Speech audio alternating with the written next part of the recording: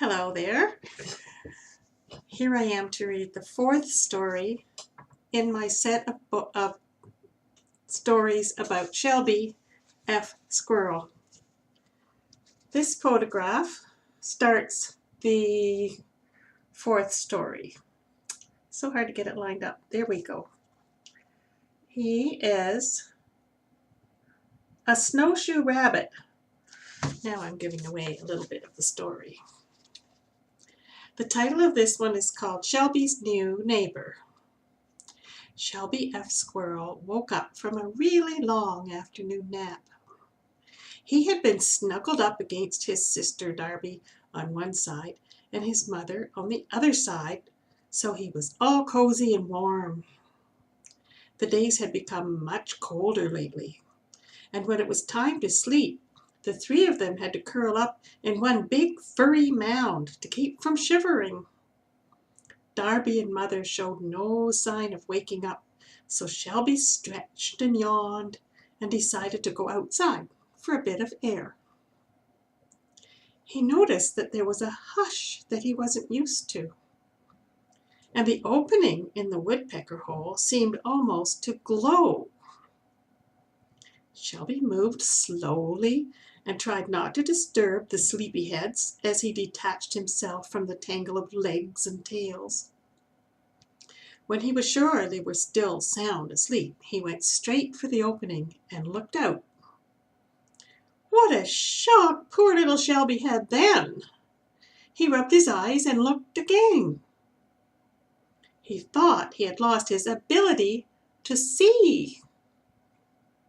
Those wonderful big, huge eyes failed him for the first time. But wait! I can see everything here inside our nest. It's just when I look through the hole to the outside that all of a sudden I can't see, Shelby breathed to himself. And with that he started to look more carefully into the strange solid whiteness before him. Slowly, very slowly, shapes started to form that he knew were the trees that he was used to. But they were all covered in a thick layer of white. A hazy sun was lighting up the scene. Shelby couldn't see the ground at all. Oh boy, said Shelby, I want to find out what that stuff is. And gingerly he stepped out onto the big flat branch in front of the nest hole. Brrr! He took in his breath sharply at the coldness that wrapped itself around his legs. He quickly looked down, and he couldn't see his feet. He was standing in a soft layer of fluffy white material that was freezing cold. When he got more used to the coldness, he took a few steps along the branch. Shelby gradually was getting used to the almost completely white world facing him.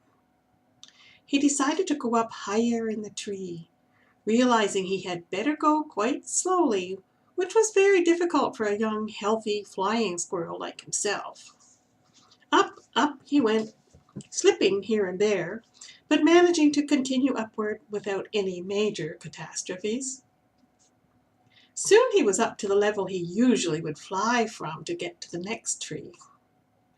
He sat there and began to think. He knew there was a pine tree with lovely swaying branches, so he carefully checked until he was sure he recognized the shape. Yes, he could see shadows under the limbs. Maybe it would be a good idea to go higher, though, to give himself more distance to steer on the way down and over. So up he went to get a better takeoff position. Every branch was covered in a white, fluffy layer. The branches were glass smooth and even colder. At last, Shelby decided to fly down to the pine tree. He pushed off in his usual way, but he felt his feet slip as he let go.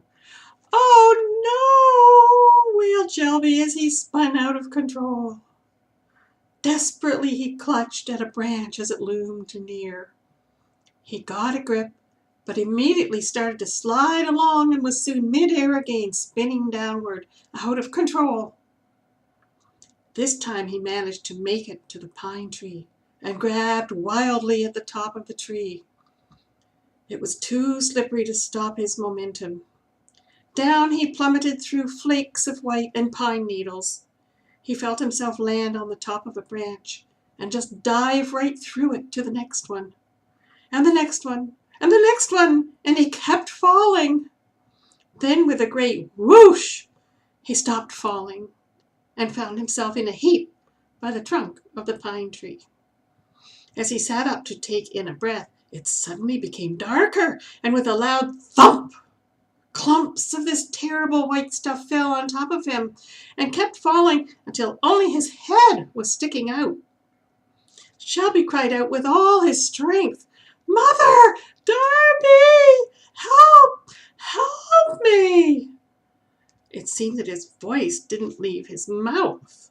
Everything was so heavy and hushed that the sound became muffled, and he thought, "Oh no, they can't even hear me." And he started to cry and hiccup all at the same time. He was a very sad little flying squirrel who wished with all his heart that he had stayed in that warm nest hole. "Well, well, what have we here?" said a voice sharply in his ear. Shelby stopped crying and hiccuping in the middle of a gulp and stared into the face of a new creature. It was all white and had dark eyes and the most amazing long ears that flopped all about. Now it was hopping madly in a circle and loudly proclaiming, "Here we go again, another kid out in the snow without permission. Now stop your whining and listen up. This is called snow. Snow! Got it? It's the same as rain, except in winter it's called snow." With that, this strange giant-eared animal shook out a huge back foot and began to dig Shelby out. He turned his back on Shelby and dug and sent up great plumes of snow until Shelby was free again. Shelby started to hiccup again as he tried to say thank you. "No, never mind. I'm just being a good neighbor. I move into this forest every winter, and now here I find you half buried. But now you're okay, and you need to go home and learn how to manage in this weather. Tell your mother the snowshoe rabbit rescued you." And off he hopped into the whiteness of the woods. Up Shelby climbed back into the safety of home.